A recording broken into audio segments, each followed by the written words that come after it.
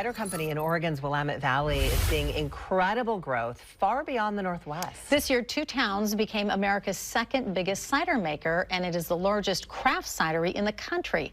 Fox 's Joe Mathiathil is here now to tell us how the company grew from its humble beginnings. Good morning. Yeah, good morning, Kim and Sean. As you know, Oregon has prided itself as beervana for years, and the Willamette Valley is famous for its Pinot Noir, but now hard cider has given the state a trifecta when it comes to tasty adult drinks.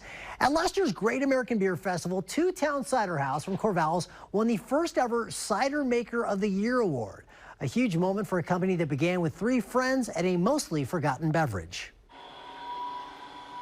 In the fast-moving, ever-evolving world of hard cider, the apple doesn't fall far. This was 2010. From David Takish's tree. This is where I grew up.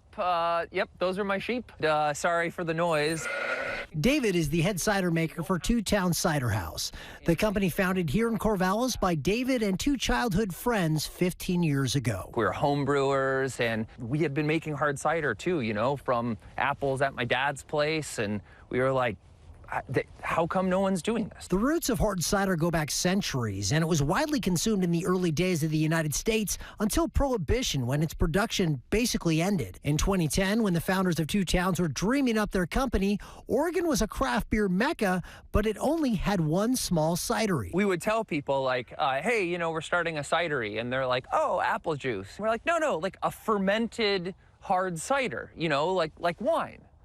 And then people would say, how do you get the grapes to taste like apples, you know? Well, the early stages of the business started in a 900 square foot facility. It was an old taxi cab repair place, a 2-car garage. David and Lee Larson were Oregon State grads. Aaron Sarnoff Wood went to Oregon. So they named their company in honor of their 2 towns, Corvallis and Eugene. Technically, you guys are making wine, kind of? Right. Well, we have a winery license, but we like to say we have a craft beer spirit. When they started the business, cider was mostly produced like wine. It was only sold in bottles and usually only produced around harvest time. But Two Towns helped lead the craft beerification of cider. By using cold storage apples from Washington, they could make their hard cider year-round. And they became the first cider company to sell their product in cans and 6-packs. Now, come 2025, we're the largest craft cidery in the nation. Yeah, we're a long way from that old taxi garage. Two Towns has 2 large facilities in Corvallis for pressing, canning, and distributing around 3 million gallons of cider a year, along with an innovation lab where they test out a rainbow variety of flavors, from Oregon Marionberry to Guava Get Down. Do you have flavors that never make it out of the lab? Like you have an idea and then, oh, that's not so much. Yeah, lychee was one. You know, I thought I had high hopes for that. And while the majority of their apples come from Central Washington, for special ciders, pick an apple, give it a shot. All right, yeah. They still use fruit from the Takish family orchard, which is stocked with historic varieties from England and France. Texture is a little... Yeah, it's a little weird. A little mushy. Yeah. But again, that's the thing is, we're not growing these to eat, we're growing them to make cider. And now those ciders have gone far beyond the confines of 2 college towns. They're sold in 17 states, coast to coast, and as long as the Northwest keeps producing tasty fruit, you never know what could be on tap. We have it all here in the Pacific Northwest. You know, when someone opens a Two Towns cider, what they're getting is like a sense of our region.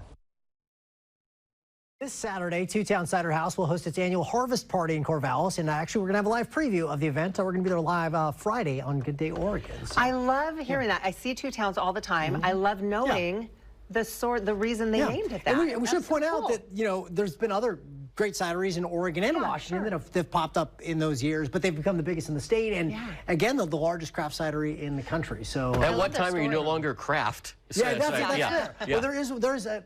If you've seen Angry Orchard, that is the largest. Okay. But that's more mass produced, and so they don't make as much as they do. So and I'm sure they're probably pickier about where their apples come from. And so I should point this out. So once a year, around harvest time, this is why they have the harvest party, they make special ciders out of those apples you saw on those trees. Okay. Those varieties go back to like the 18th century in England and France. So these are like ciders you're only going to get one time of the year. That's cool.